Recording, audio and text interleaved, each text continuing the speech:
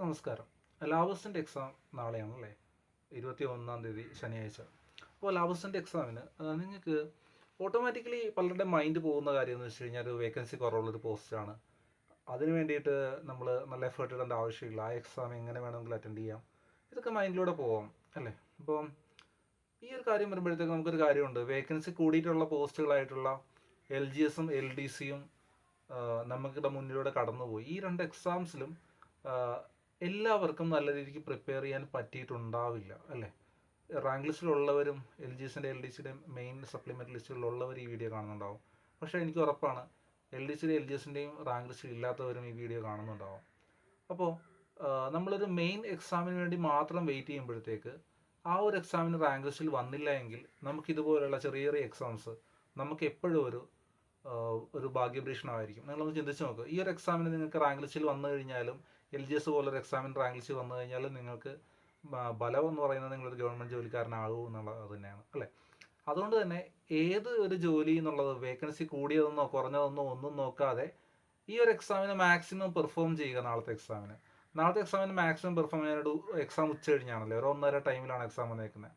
അതുകൊണ്ട് തന്നെ നിങ്ങൾക്ക് നല്ല രീതിയിൽ റിലാക്സ്ഡ് ആയിട്ട് ഒരു ഓടിക്കരച്ചൊന്നും പോകേണ്ടതില്ലാതെ ഈ ഉച്ച കഴിഞ്ഞ് വരുന്നൊരു എക്സാമാണ്. അതുകൊണ്ട് തന്നെ 7:15 എക്സാം നടക്കുന്ന പോലുള്ള ഒരു ടെൻഷനോ കാര്യങ്ങളോ സ്ട്രെസ്സോ ഒന്നും വരാത്ത കാര്യമില്ല. നല്ല രീതിക്ക് കൂളായിട്ട് പോയി ഉറങ്ങി നിങ്ങൾക്ക് പോയി പരീക്ഷ ഇന്ന് ഉറങ്ങിയിട്ട് നാളെ പോയി കൂളായിട്ട് പരീക്ഷ എഴുതാൻ പറ്റുന്നൊരു എക്സാമാണ് അല്ലേ? അപ്പോൾ അങ്ങനെ നോക്കുമ്പോഴത്തേക്ക് ഈ എക്സാമിന് നിങ്ങൾ ശ്രദ്ധിക്കേണ്ട കാര്യം എന്ന് വെച്ച് കഴിഞ്ഞാൽ ഈ എക്സാമിന് നിങ്ങൾ ഒരു കാരണവശാലും നിങ്ങൾ നെഗറ്റീവ് നിങ്ങളുടെ കെയർലെസ്നെസ് കാരണം നെഗറ്റീവ് വരരുത്. അതായത് നിങ്ങളുടെ അറിവില്ലായ്മ കാരണം നെഗറ്റീവ് വരാം.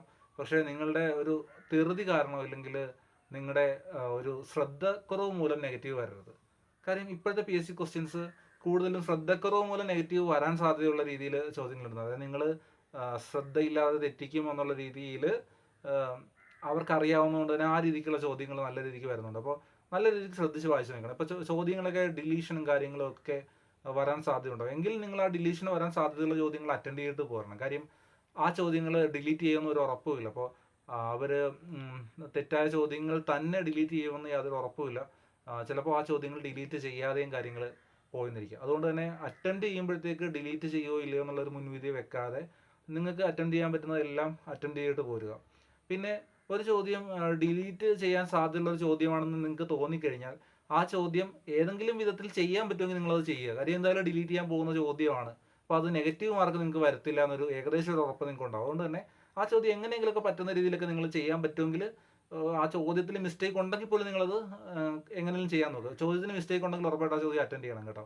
കാരണം ചോദ്യത്തിന് മിസ്റ്റേക്ക് ഉണ്ടെങ്കിൽ ഉറപ്പായിട്ട് ഒരു 70 to 80% ആ ചോദ്യം ഡിലീറ്റ് ചെയ്യാൻ സാധ്യതയുണ്ടാവും. പക്ഷെ ബാക്കി ഒരു 20% ഉണ്ടല്ലോ, ചോദ്യത്തിൽ മിസ്റ്റേക്ക് ഉണ്ടെന്ന് പറഞ്ഞ് അത് വിട്ട ആൾക്കാരുണ്ടാവും. അപ്പോൾ ആൾക്കാർക്ക് ആ ചോദ്യത്തിൻ്റെ ഉത്തരം കിട്ടുന്നുണ്ടാവില്ല. നിങ്ങൾക്ക് ആ ഒരു ചോദ്യത്തിന് ഉത്തരം കിട്ടുക. എപ്പോഴും ഒരു പ്രത്യേകിച്ച് ഒരു കാര്യം പറയാനുള്ളതെന്ന് വെച്ച് കഴിഞ്ഞാൽ ഒരു 60-70 മാർക്കൊക്കെ പ്രിലിംസിന് വാങ്ങിച്ചവരാണ് നമ്മളെല്ലാവരും അല്ലേ? ഈ ഒരു കൂട്ടത്തിൽ ഈ ഒരു എക്സാം എഴുതുന്ന എല്ലാവരും 60-70 പ്രിലിംസിന് വാങ്ങിച്ചവരാണ്. അതുകൊണ്ട് തന്നെ ആ ഒരു നല്ല രീതിക്ക് പ്രിപ്പയർ ചെയ്ത് പോകുന്നവർ തന്നെ ആയിരിക്കും എല്ലാവരും എക്സാമിന്. അപ്പം നിങ്ങളും ഒട്ടും മോശമല്ല എന്നുള്ള സത്യം നിങ്ങൾ മനസ്സിലാക്കുക. കാര്യം പ്രിലിംസിന് ഇത്രയും മാർക്ക് വാങ്ങിച്ച് പാസ്സായ നിങ്ങൾ ചിലപ്പോൾ പ്രിലിംസിൻ്റെ പോലെ തന്നെ ഒരു എക്സാം ആയിരിക്കും മെയിൻസിനും വരുന്നത്. അതുകൊണ്ട് തന്നെ പ്രിലിംസിൽ നിന്ന് ഒട്ടും വ്യത്യസ്തമല്ലാത്ത അത്യാവശ്യം നല്ലൊരു എക്സാം തന്നെ നിങ്ങൾക്ക് പ്രതീക്ഷ പോകാം. അതുകൊണ്ട് തന്നെ നിങ്ങളും ഒട്ടും മോശമല്ല എന്നുള്ള സത്യം നിങ്ങൾ മനസ്സിലാക്കുക. നിങ്ങൾ മോശമാണെങ്കിൽ ഒരിക്കലും നിങ്ങൾ ഈ പ്രിലിംസും കടന്ന് മെയിൻസ് എന്ന് പറഞ്ഞൊരു കടമ്പയിലോട്ട് നിങ്ങൾ വരില്ല അല്ലേ? സെക്രട്ടറി അവാർഡ് എക്സാം ഉള്ളവരായിരിക്കും നിങ്ങൾ ഭൂരിഭാഗം ആൾക്കാർ. സെക്രട്ടറി അവാർഡ് എക്സാം കഴിഞ്ഞിട്ടുള്ളവരായിരിക്കും. അതിൽ നിങ്ങൾക്ക് അത് കിട്ടിയിട്ടുണ്ടോ ഇല്ലയോ എന്നുള്ളതൊന്നും വിഷയമില്ല. കാര്യം നിങ്ങൾക്ക് അതിൽ നല്ല രീതിക്ക് സ്കോർ ചെയ്തിട്ടുണ്ടെന്ന് എനിക്കറിയാം. കാര്യം എങ്ങനെ പോയാലും നല്ല രീതിക്ക് സ്കോർ ചെയ്തിട്ടുണ്ടാവണം നിങ്ങൾ. അത് നിങ്ങളുടെ കട്ട് ഓഫിലോട്ട് വന്നോ ഇല്ലെങ്കിൽ 60 55 65 എന്നുള്ളതൊന്നും വിഷയമില്ല. ഇനി നിങ്ങളുടെ കയ്യിലുള്ള ഒരു ചാൻസ് ഈ ഒരു എക്സാമാണ്. ഈ ഒരു എക്സാമിന് നിങ്ങൾ മാക്സിമം സ്കോർ ചെയ്യുക. ഒരിക്കലും അടുത്ത എക്സാമിന് പോകില്ല, നാളത്തെ എക്സാം പോകാതിരിക്കുക, അങ്ങനെയുള്ള ചിന്തയൊന്നും വേണ്ട. നിങ്ങൾ നാളത്തെ എക്സാമിന് പോയിട്ട് നിങ്ങൾ നല്ല രീതിക്ക് പെർഫോം ചെയ്യുക. പെർഫോം ചെയ്യുമ്പോഴത്തേക്ക് നിങ്ങൾ എപ്പോഴും ആ എക്സാം വിജയിക്കുമെന്ന് കരുതി തന്നെ പെർഫോം ചെയ്യുക. അല്ലാതെ ആ ഒരു എക്സാമിന് വേക്കൻസി കുറവാണ്, അതുകൊണ്ട് എനിക്ക് കിട്ടുന്ന പോസ്റ്റല്ല, പക്ഷേ ഇന്ന് അയച്ചത് കൊണ്ട് പോന്നേക്കാമെന്നുള്ള രീതിയൊന്നും വേണ്ട. നിങ്ങളുടെ ലക്കി എക്സാം നാളെ ആയിരിക്കും. അങ്ങനെ വരാം, നിങ്ങളുടെ ലക്കി എക്സാം നാളെ ആയിരിക്കും. കാര്യം വേക്കൻസി കുറവുള്ളൊരു പോസ്റ്റിലായിരിക്കും നിങ്ങൾ ലിസ്റ്റിൽ വന്നിട്ടുണ്ടാവുന്നത്. അപ്പോൾ നിങ്ങളത് ഒന്ന് ചിന്തിച്ച് നോക്കി. എൻ്റെ പേഴ്സണൽ അഭിപ്രായത്തിൽ എനിക്ക് LDCയുടെ ഒരു എക്സാം, ഈ വരുന്ന LDC അല്ല, ഈ LDC അല്ല, അതിന് മുമ്പത്തെ LDCക്ക് വേണ്ടി പഠിച്ച ഒരാളാണ് ഞാൻ. 2020-19 എന്തോ ആണെന്ന് എനിക്ക് തോന്നുന്നു. അപ്പോൾ ആ ഒരു എക്സാമിന് പഠിച്ചപ്പോഴത്തേക്ക് ആ ഒരു എക്സാമിന് എനിക്ക് റാങ്ക് ലിസ്റ്റിലോട്ട് വരാനായിട്ട് സാധിച്ചില്ല. പക്ഷേ അത് കഴിഞ്ഞിട്ട് ഉടനെ വന്നൊരു എക്സാം ആയിരുന്നു വില്ലേജ് ഫീൽഡ് അസിസ്റ്റന്റ് എന്ന് പറഞ്ഞ എക്സാം. ആദ്യമായിട്ട് ഞാനൊരു എക്സാമിന് റാങ്ക് ലിസ്റ്റിൽ വരുന്നത് ആ വില്ലേജ് ഫീൽഡ് അസിസ്റ്റന്റ് എന്ന് പറഞ്ഞ ആ ഒരു എക്സാമിനാണ്. അതുകൊണ്ട് തന്നെ ആ ഒരു ഞാൻ പ്രതീക്ഷിക്കാതെ വില്ലേജ് ഫീൽഡ് അസിസ്റ്റന്റ് എന്ന് പറഞ്ഞാൽ ആലപ്പുഴ ജില്ലയിൽ വെറും 147 പേര് മാത്രമുള്ള ഒരു ലിസ്റ്റിലാണ് ആദ്യമായിട്ട് റാങ്ക് ലിസ്റ്റ് വരുന്നത്. അപ്പോൾ അതൊരിക്കലും ഒരു ഞാൻ പ്രതീക്ഷിച്ചിരുന്ന ഒരു റാങ്ക് ലിസ്റ്റ് അല്ല. കാര്യം എന്ന് വെച്ച് കഴിഞ്ഞാൽ 147 പേര് മാത്രമുള്ള ഒരു ലിസ്റ്റാണ്.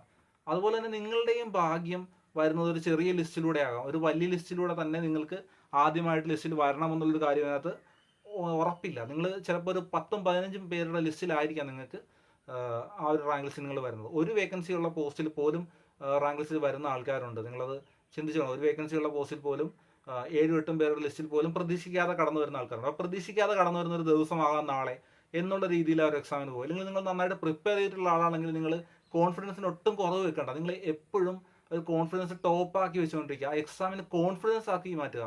എക്സാമിനെ കുറിച്ച് ചിന്തിക്കുമ്പോൾ നാളെ പോയി എക്സാമിന് എന്ത് എഴുതും, ഇല്ലെങ്കിൽ കറണ്ട് അഫയേഴ്സ് പഠിച്ചിട്ടില്ല, ഇല്ലെങ്കിൽ ഇന്നത് പഠിക്കാനുണ്ട്, മാത്സ് നേരെ പ്രിപ്പയർ ചെയ്തിട്ടില്ല, അങ്ങനെയുള്ള ചിന്തകളൊക്കെ വിട്ടിട്ട് എക്സാമിനെ കുറിച്ച് കാണുമ്പോഴത്തേക്ക് എക്സാമിനിരുന്ന് നിങ്ങൾ ക്ലിയർ ആയിട്ടിരുന്ന് നല്ല രീതിക്ക് ഫോക്കസ്ഡ് ആയിട്ടുള്ള മൈൻഡ് കൊണ്ട് ഒരു ടെൻഷനും ഇല്ലാതെ എഴുതുന്നതായിട്ട് ചിന്തിച്ചുകൊണ്ട് ഇപ്പം തന്നെ ഫോക്കസ് ചെയ്യുക. അപ്പോൾ നിങ്ങൾ എപ്പോഴും തടസ്സങ്ങളായിരിക്കും. എന്തെങ്കിലും മുന്നോട്ട് നീങ്ങുന്ന ആൾക്കാരുടെ ജീവിതത്തിൽ എപ്പോഴും തടസ്സങ്ങളായിരിക്കും. മുന്നോട്ട് നീങ്ങുന്നവരുടെ ജീവിതത്തിൽ മാത്രമേ തടസ്സങ്ങൾ ഉണ്ടാവുള്ളൂ. ഒരു റൂമിൽ വെറുതെ ഒരു കസേരയിൽ വെറുതെ ഇരിക്കുന്ന ആൾക്കാർ, രാവിലെ തൊട്ട് വൈകുന്നേരം വരെ വെറുതെ ഇരിക്കുന്ന ഒരാളുണ്ടെങ്കിൽ അയാൾക്ക് ഒരു തടസ്സമില്ല. കാര്യം അയാൾ രാവിലെ തൊട്ട് വൈകുന്നേരം വരെ റൂമിൽ വെറുതെ ഇരിക്കുകയാണ്. അയാൾ ഒന്ന് പുറത്തോട്ട് ഇറങ്ങി ഒന്ന് നടക്കാൻ തുടങ്ങുമ്പോഴും ഓരോന്ന് ചെയ്യാൻ തുടങ്ങുമ്പോഴും പഠിക്കാൻ തുടങ്ങുമ്പോഴൊക്കെയാണ് തടസ്സങ്ങൾ വരുന്നത്. When we are moving obstacles are forefronting us. നമ്മുടെ മുന്നിൽ ഒബ്സ്റ്റക്കിൾസ് വരുന്നത് നമ്മൾ മൂവ് ചെയ്യുമ്പോഴാണ്, അനങ്ങുമ്പോഴാണ്. അതുകൊണ്ട് തന്നെ നമുക്ക് തടസ്സങ്ങൾ വന്നു, എക്സാമിനർക്ക് ഫെയിലായി എന്ന് കരുതിയിട്ട് ഇനിയും എക്സാമുകൾ നമ്മൾ വിജയിക്കില്ല എന്നൊരു അർത്ഥമില്ല. 100-ലധികം എക്സാംസ് എഴുതിയതിന് ശേഷം മാത്രമാണ് ഞാൻ ആദ്യമായിട്ട് റാങ്ക് ലിസ്റ്റിൽ എനിക്ക് വരാൻ സാധിച്ചത്. എല്ലാവരും അങ്ങനെ ആണോന്നില്ല. കൂടുതൽ എന്നേക്കാൾ ഇൻ്റലിജൻ്റ് ആയിട്ടുള്ള ആൾക്കാർ ചിലപ്പോൾ 10 എക്സാം എഴുതുമ്പോൾ ആദ്യമായിട്ട് റാങ്ക് ലിസ്റ്റ് വരും. പക്ഷേ ഒരു കാര്യം ചിന്തിക്കണം.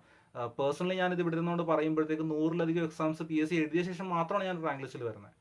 അല്ലാതെ ഒരു ഹൈലി ക്വാളിഫൈഡ് ആയിട്ടുള്ള ഹൈലി ഇൻ്റലിജൻ്റ് ആയിട്ടുള്ള പേഴ്സൺ അല്ല ഞാനും. അതേപോലെ റാങ്ക് ലിസ്റ്റ് വന്ന ആരും. എല്ലാവരും നിങ്ങളെപ്പോലെ തന്നെ ഒരു കഷ്ടപ്പെട്ട് ആ ഒരു പ്രോസസ്സ് കടന്നു വന്നവരാണ്. ഒരിക്കലും ആ പ്രോസസ്സ് പഠനം, ഒരുപാട് നാളത്തെ പഠനം, മടുപ്പേറിയ പഠനം, ഇതൊന്നും വിട്ടിട്ട് വന്ന പെട്ടെന്നൊരു ലക്കിൻ്റെ പുറത്തൊരു ലോട്ടറി അടിക്കുന്ന പോലെ വിജയിച്ചവരല്ല എന്നുള്ള കാര്യം മനസ്സിലാക്കുക. നിങ്ങളും അങ്ങനെ തന്നെ ആയിരിക്കും. നിങ്ങൾക്ക് ഒരു ലോട്ടറിയുടെ ആവശ്യമില്ല. ഈ ഒരു എക്സാം അതേപോലെ ഇനി വരാനിരിക്കുന്ന എക്സാംസ് എല്ലാം നിങ്ങളെ റാങ്ക് ലിസ്റ്റിൽ എത്തിക്കുന്ന ഒരു എക്സാം ആയിരിക്കും എന്നുള്ളൊരു വിശ്വാസത്തോടെ ആ എക്സാമിനെ സമീപിക്കുക. അതുകൊണ്ട് തന്നെ ആ എക്സാമിനെ ഏറ്റവും പ്രധാനമായിട്ട് നിങ്ങൾ അറ്റംപ്റ്റ് ചെയ്യുമ്പോഴത്തേക്ക് നല്ല രീതിക്ക് അറ്റംപ്റ്റ് ചെയ്യുക. എക്സാമിന് 70-ന് മുകളിൽ കട്ട് ഓഫ് വന്നേക്കാം. ഒരു എക്സാം പേപ്പർ, ഒരു നമ്മുടെ സെക്രട്ടറിയേറ്റ് OA പോലത്തെ ഒരു പേപ്പറാണ് ഈ എക്സാമിനും വരുന്നതെങ്കിൽ ആ എക്സാമിന് എങ്ങനെ പോയാലും ഒരു 70 എബോവ് കട്ട് ഓഫ് വന്നേക്കാം, അല്ലെങ്കിൽ 65 എബോവ് കട്ട് ഓഫ് വന്നേക്കാം. ഇതൊന്നും ഇപ്പോഴേ പ്രെഡിക്റ്റ് ചെയ്യുമല്ലേ. എക്സാം കഴിയുന്നതിന് മുമ്പേ ഒരു കാരണവശാലും കട്ട് ഓഫ് പ്രെഡിക്റ്റ് ചെയ്യാൻ പറ്റില്ല. പക്ഷേ 65-70-ന് മുകളിൽ കട്ട് ഓഫ് വരുമ്പോഴത്തേക്ക് അറ്റംപ്റ്റ് കുറച്ചുകൊണ്ട് നമ്മൾ വീട്ടിലോട്ട് പോകുന്നു കഴിഞ്ഞാൽ അത് നമുക്കൊരു സമാധാനക്കേടാണ്. അറ്റംപ്റ്റ് നല്ല രീതിക്ക് വെച്ച് എക്സാമിൻ്റെ ടഫ്നെസ് മനസ്സിലാക്കിയ ശേഷം എക്സാം ഹാളിൽ വെച്ച് തന്നെ തീരുമാനിക്കുക അറ്റംപ്റ്റ് എത്ര ചെയ്യണമെന്നുള്ള കാര്യം തീരുമാനിച്ച് നല്ല രീതിക്ക് അറ്റംപ്റ്റ് ചെയ്ത് അത് പോസിറ്റീവ് അറ്റംപ്റ്റ് ആക്കാം എന്ന രീതിയിൽ നല്ല രീതിയിൽ ശ്രദ്ധിച്ച് നല്ല കെയർഫുള്ളായി തന്നെ അറ്റംപ്റ്റ് ചെയ്യുക. അറ്റംപ്റ്റ് ചെയ്യുമ്പോഴത്തേക്ക് ഒരിക്കലും നമ്മുടെ കെയർലെസ്നെസ് കാരണം നമ്മൾ തെറ്റിപ്പോകരുത്. 4 ഓപ്ഷനും വായിച്ചു നോക്കിയ ശേഷം മാത്രം ഇനിയുള്ള PSC പരീക്ഷകൾക്ക് എല്ലാം അറ്റംപ്റ്റ് ചെയ്യുക. 4 ഓപ്ഷനും വായിച്ചു നോക്കി അതിൽ ഏറ്റവും കൂടുതൽ സാധ്യതയുള്ള ഓപ്ഷൻ മാത്രം എഴുതുക. അതിൽ ഒരിക്കലും വരാൻ സാധ്യതയില്ലാത്ത ഒരു ഓപ്ഷൻ ഇല്ലെങ്കിൽ 2 ഓപ്ഷൻ ഉറപ്പായും വെട്ടിക്കളഞ്ഞ ശേഷം മാത്രം ശരി ഉത്തരത്തിലോട്ട് നോക്കുക. അല്ലാതെ ഡയറക്റ്റായിട്ട് ഓപ്ഷൻ ഒരിക്കലും ഒരു ചോദ്യം വായിച്ച് ഡയറക്റ്റായിട്ട് ഓപ്ഷൻ ഉത്തരവായിട്ട് തോന്നിയാൽ എഴുതരുത്.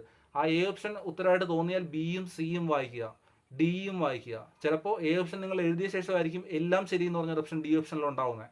അതുകൊണ്ട് എല്ലാം നല്ല രീതിക്ക് വായിച്ച് 4 ഓപ്ഷനും വായിച്ച ശേഷം മാത്രം ഇനിയുള്ള PSC എക്സാമിന് എല്ലാം ആൻസർ ചെയ്യുക. പിന്നെ ഒരു ചോദ്യം ഭയങ്കര ലെങ്തി ആയിട്ട് വരുവാണെങ്കിൽ ഒരു പേജ് മൊത്തമുള്ള ഒരു പേജ് നിറച്ചുള്ള ഒരു ചോദ്യമാണെങ്കിൽ ആ ചോദ്യത്തിൽ ഏതെങ്കിലും ഒരെണ്ണം നോക്കുക. ഒരു മാസ്റ്റർ ഫോളോയിങ് ഒരു പേജ് ഫുള്ളുള്ള ചോദ്യം അങ്ങനെയൊക്കെ വരാറുണ്ട്.